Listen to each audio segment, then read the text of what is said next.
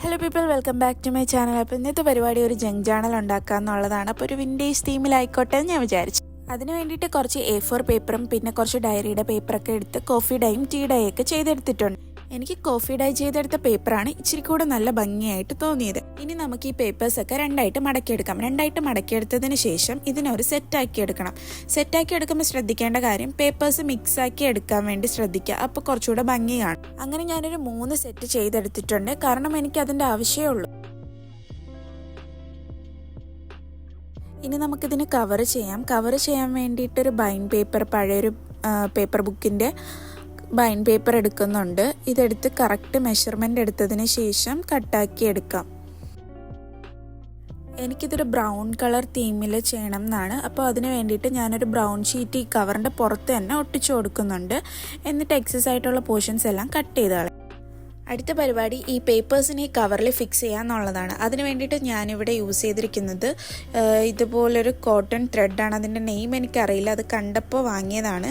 ഞാനൊരു ബീച്ച് കളറാണ് എടുത്തിട്ടുള്ളത്. എന്നിട്ട് ഞാൻ ആ നൂലിനെ സെപ്പറേറ്റ് ചെയ്തെടുത്തിട്ടുണ്ട്. സെപ്പറേറ്റ് ചെയ്തെടുത്ത് അതിൻ്റെ കെട്ട് പുറത്ത് വരാത്ത രീതിയിലാണ് ഞാൻ ചെയ്തിട്ടുള്ളത്. ഇത് ചെയ്യുമ്പോൾ ശ്രദ്ധിക്കേണ്ട കാര്യം, നീഡിലിൽ നൂലെടുത്തതിന് ശേഷം നൂലിൻ്റെ ഒരു സൈഡ് കെട്ടിട്ട് കൊടുക്കുക. ഞാനിവിടെ കെട്ടിട്ട് കൊടുത്തിട്ടില്ല.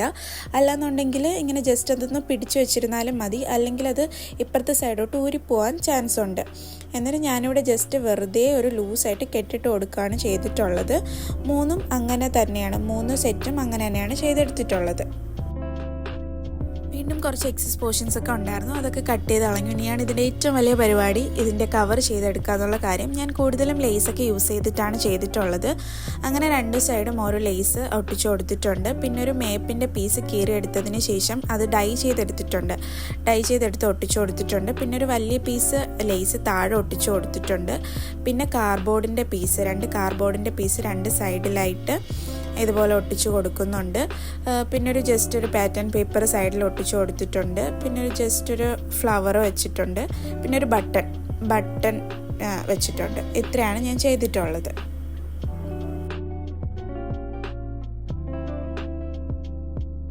ബട്ടൺ ഞാൻ ജസ്റ്റ് കെട്ടിട്ടാണ് സെക്യൂർ ചെയ്തിട്ടുള്ളത്. പിന്നെ അതിന് കുറച്ചുകൂടെ ഭംഗി കൂട്ടാൻ വേണ്ടിയിട്ട് ആ ത്രെഡ് തന്നെ എടുത്തിട്ട് ജസ്റ്റ് ഒന്ന് ചുറ്റി കൊടുക്കുന്നുണ്ട്. അപ്പോൾ അത്രേ ഉള്ളൂ പരിപാടി. നമ്മുടെ വിൻറ്റേജ് ജേണൽ ഇവിടെ റെഡി ആയിട്ടുണ്ട്. എല്ലാവർക്കും ഇഷ്ടമായെന്ന് വിചാരിക്കുന്നു. ഇഷ്ടമായ ലൈക്ക് ചെയ്യുക, ഷെയർ ചെയ്യുക, സബ്സ്ക്രൈബ് ചെയ്യുക. അപ്പോൾ ടാറ്റാ, ബൈ.